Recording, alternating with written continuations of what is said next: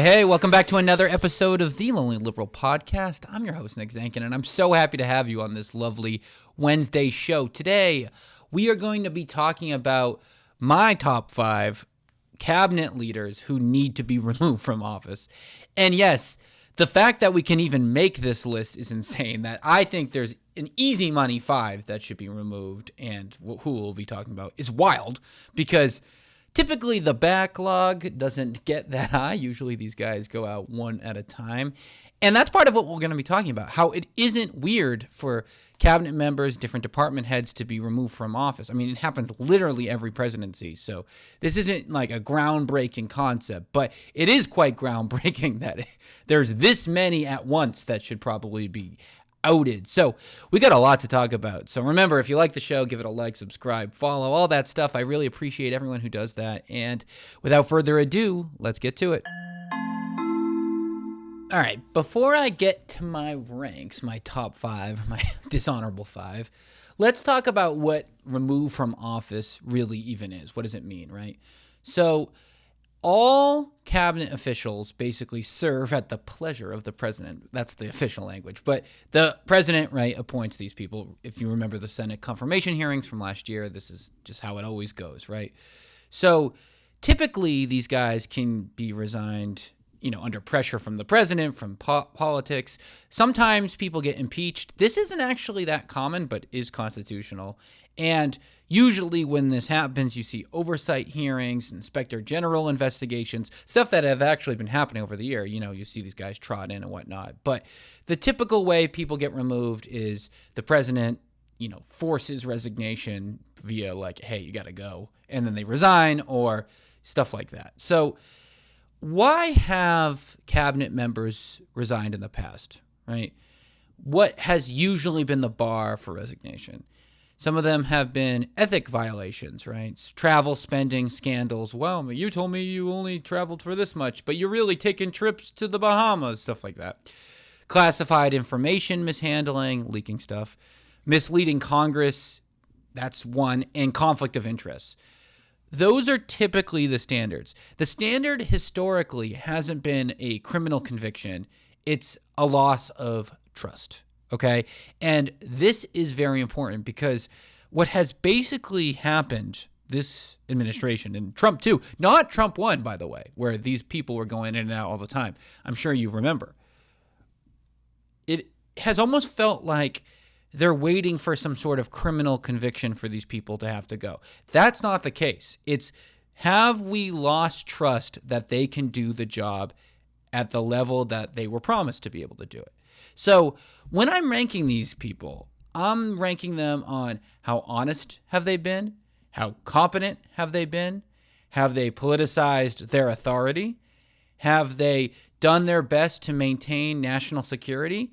And have they kept legitimacy to the institution that they are running?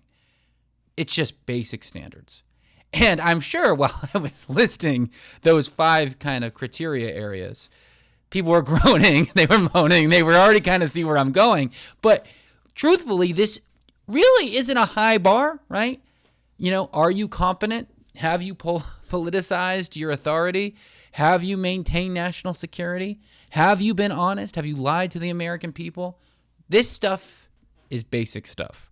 So, without further ado, let's get to my top 5 or bottom 5. So at number 5, and we're going to go from probably weakest case to strongest case. And I think the fact that who's my number 5 is number 5 shows you how strong all of these are. And I've got Howard Lutnick, the Commerce Secretary. The reason why he's number 5 is because he has no credibility anymore. I mean, frankly, right? The Commerce is supposed to oversee trade policy, economic data integrity, industrial strategy, corporate oversight. We saw a lot about Lutnick with the tariff stuff because that's right on the key, right? Around the market, right? The point of the Secretary of Commerce is to make sure that the American markets have high integrity and are credible. How can a man be considered credible when he's lied so much about his Epstein connections? Now, this is coming out a lot now with this most recent flow of information of Epstein documents that he had said, oh, my God, I cut off ties with Epstein right off the jump. I knew he was a creep. I mean, if anyone saw the Daily Show episode, he's like, I live 6 steps away from this guy, and me and my wife were like, my God, what a pig when we saw his massage table. And that's what he had said. And turns out that he had spent much more time with Epstein than he had let off. Many, many years after the fact that he said he had cut him off. So, while he definitely hasn't had any criminal charges related to the Epstein stuff, he certainly was being misleading. And this is a big deal because the American economy is quite important to the world and to you guys, right, listening. I mean, $3 trillion in annual trade flows. We have to trust that the documents that he's releasing, whether they're inflation reports, job numbers, GDP growths, these things are legitimate. And if we know that he's willing to lie about stuff as serious as association with one of the worst sex trafficker and child pedophiles of, modern memory of all time, basically, how can we trust that his economic data is high, right? And if we look at the standards set by other countries, with much less of association with Epstein, these people have lost their jobs. So, in my opinion, Howard Lutnick has to go. He should be gone. Bye-bye. At number 4, we have old Bobby Kennedy himself, RFK Jr., who is in charge of the Health and Human Services, right? HHS Secretary. Now, for those who don't know, the HHS oversees the CDC, the NIH, the FDA, Medicare, Medicaid, and basically all public health emergency responses, right? For context, since he's come to office, childhood vaccination rates have declined. There are measles outbreaks happening. A disease that was considered eradicated from the United States has now come back in full force. And I don't think anyone is shocked to say that public trust in health institutions, particularly public health institutions, hasn't been lower. Now, you could argue, well, that's why he's there, right? The institutions caused so much drama with COVID, and that's why they've responded by putting RFK. What should be noted on top of that note is that he's basically, during his swearing, he said, I promise you, I will not take language off the site that says vaccines cause autism. I won't change advisory panels. I'll make sure funding is still being transparent and following the science and all of these things. And that was a big part of why, in my opinion, buffoons like Bill Cassidy approved him. And since he's been elected, or appointed rather, as HHS head, everyone quit, right?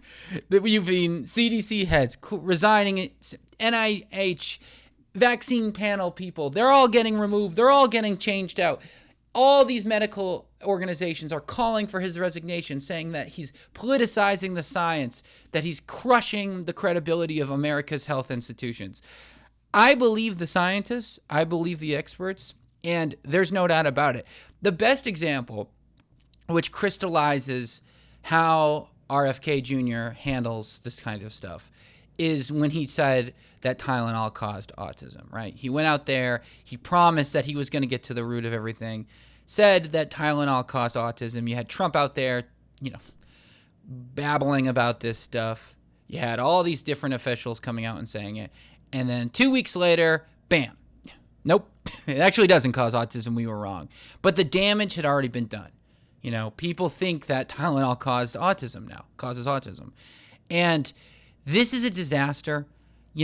I can totally get behind a lot of the Maha type things of like pesticides, artificial dyes, things like this, wanting to make our food more clean.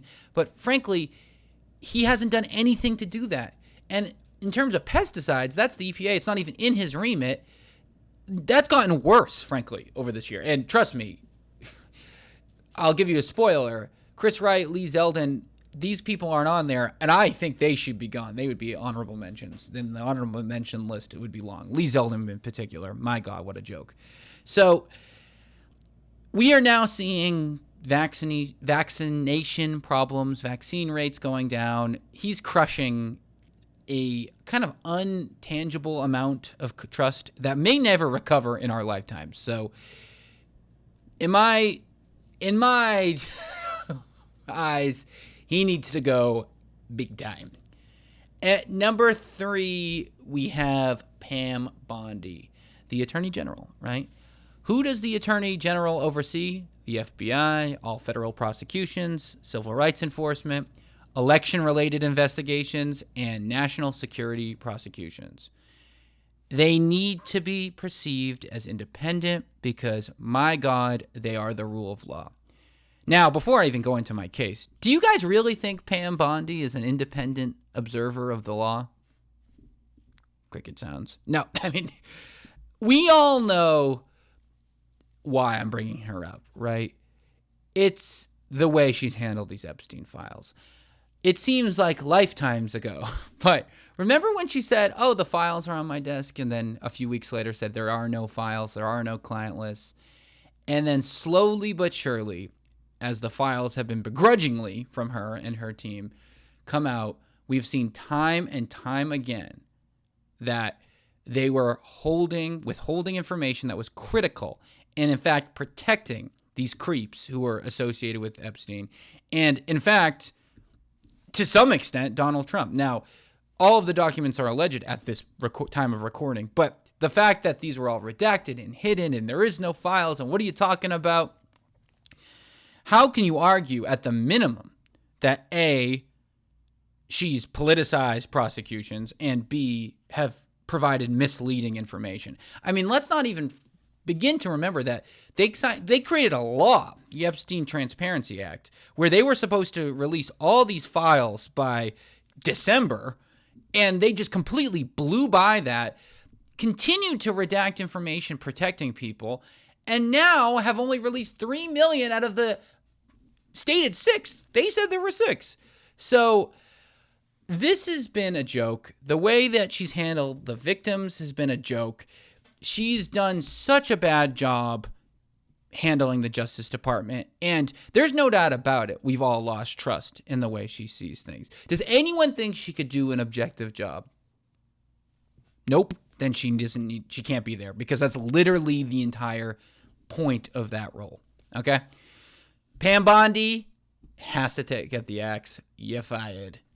And number 2, he hasn't been in the news lately, but he should have already been gone. And I'm talking Pete Hegseth, the defense secretary. He likes to be called the Secretary of War.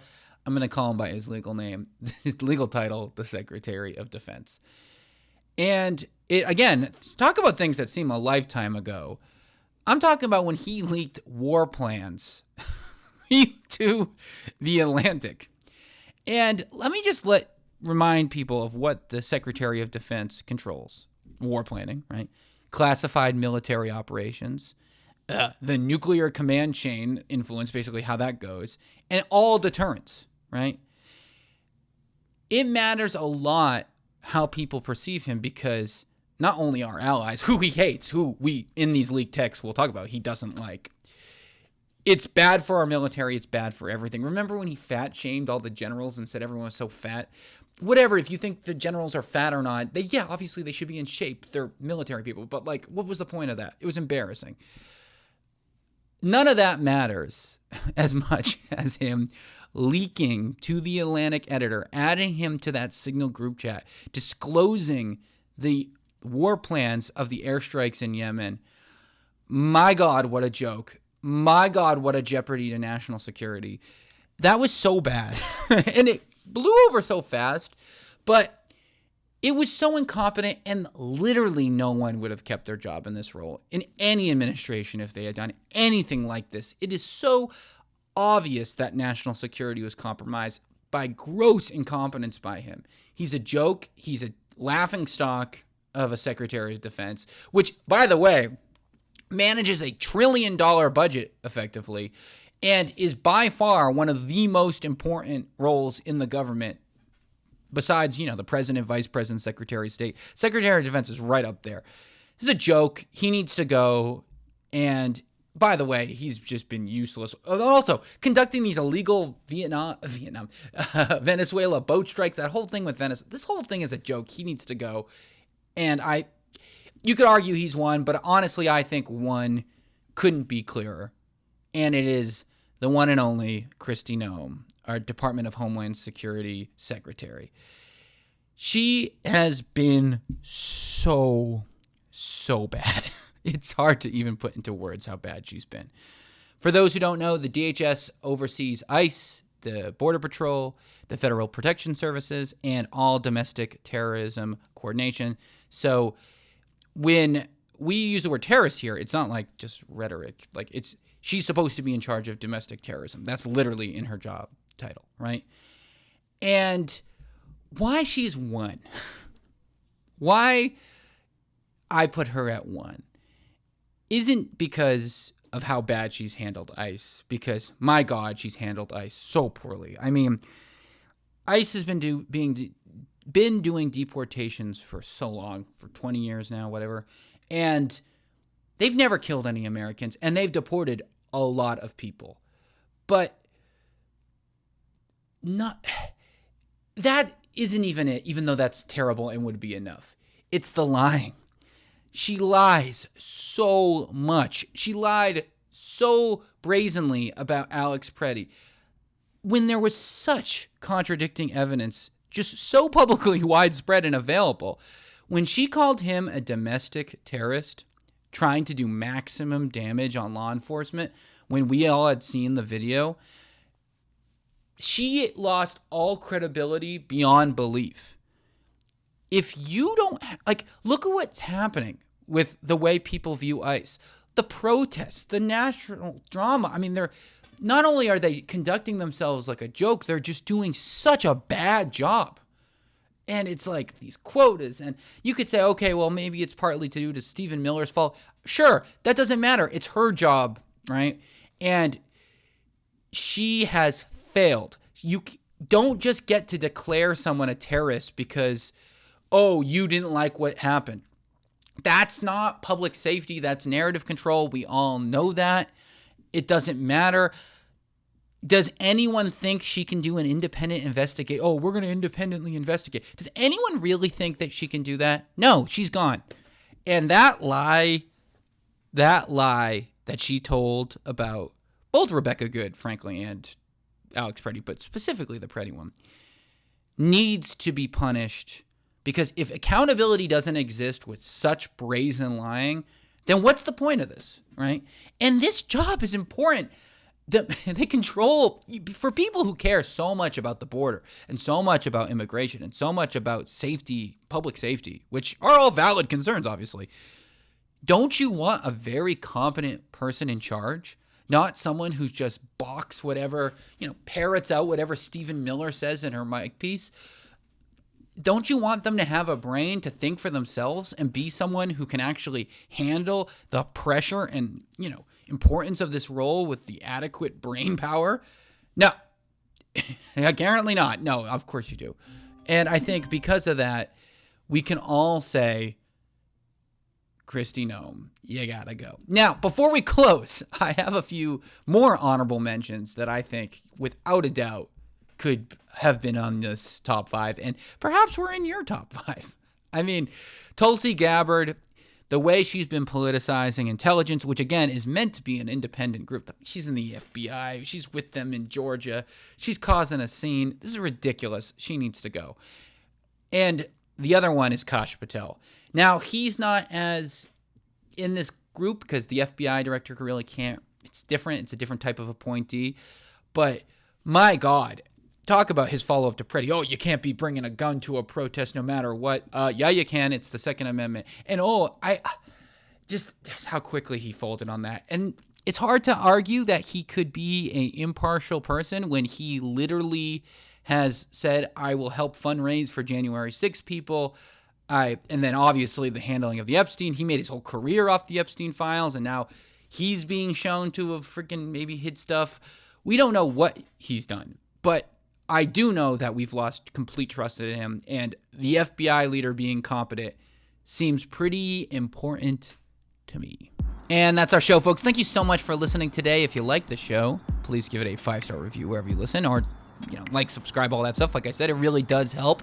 But more importantly, I'm actually really interested in what you think. What do you think about my top 5? You think I got it? You think I missed it? How would you order it? Let me know either via email at thelonelyliberalpodcast@gmail.com, or just comment it on YouTube or Spotify. I think you can comment on Spotify too. So all that stuff is great. I'm really curious what you guys think, and I'll talk to you on Sunday. Take it easy. Bye.